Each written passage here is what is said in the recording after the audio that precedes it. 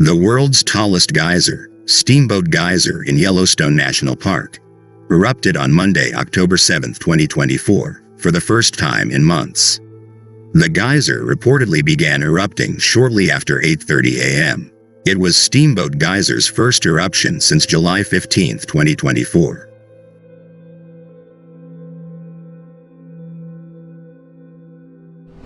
Geyser watchers and lucky park visitors alike were left in awe of Steamboat's spectacular eruptions. The eruptions can shoot water, steam, mud, and rock 300 feet or more into the air. Only 2 other geysers have been larger than Steamboat in Yellowstone National Park's recorded history: Excelsior Geyser in the Midway Geyser Basin and Sapphire Pool in the Biscuit Basin.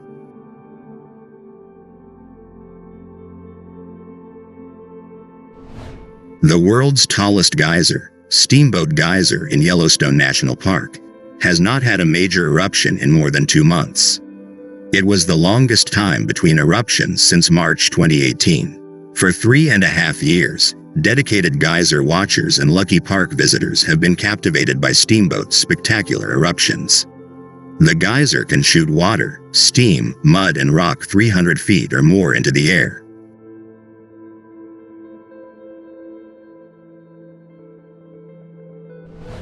On September 11, 2021, Steamboat had a major eruption.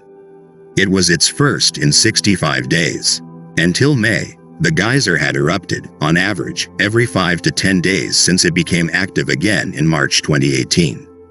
That's one of the aspects of geysers, Pullen said.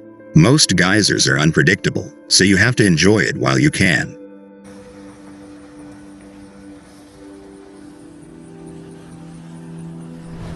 Pullen acknowledged that scientists are baffled by the unpredictable eruptions.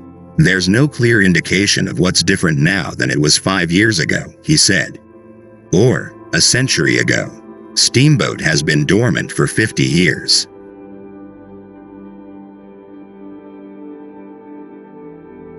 One thing we do know is that it has something to do with the underground pipe that's filled with boiling water, the outlet of the geyser. Whether it's narrowed or more open, we're still figuring out. And that's something that's very elusive because we can't see down there, Pullen said.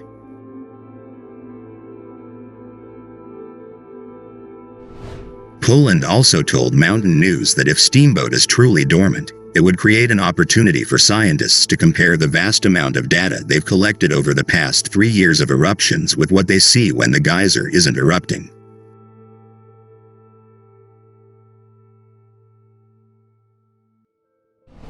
We don't know if there are precursors to some of these regular geysers, and it would be great if we could identify, oh yeah, there are some precursors, and that's something we could look for in the future, Pullen said. He said he's not ready to say the geyser is dead yet, and probably won't know for sure until it actually happens.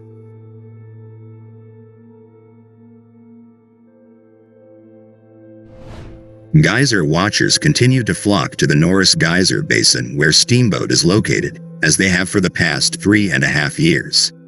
With all the extra traffic, the Park Service has created more parking along the Grand Loop. The park has also rerouted traffic in the Norris parking lot to keep vehicles moving.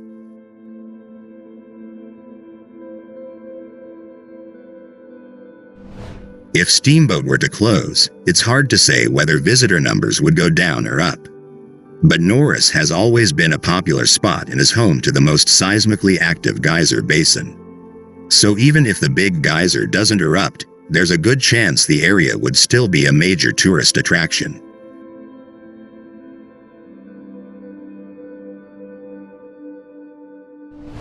In a study, USGS scientists Larry Mastin and Jacob Lowenstern and National Science Foundation researcher Alexa Van Eden analyzed where volcanic ash would fall if a super-eruption happened today. To understand what might happen now, the scientists modeled the location of ash found from previous major eruptions at Yellowstone.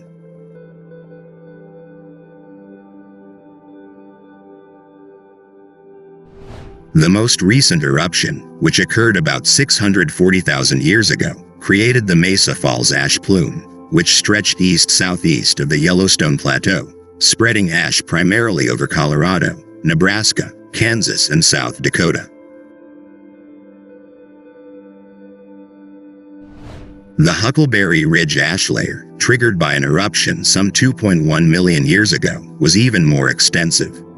It stretched across 15 present-day states, from California east to Texas, north through Missouri to Minnesota, and west to Idaho. If it had happened, it would have been the most horrific thing ever.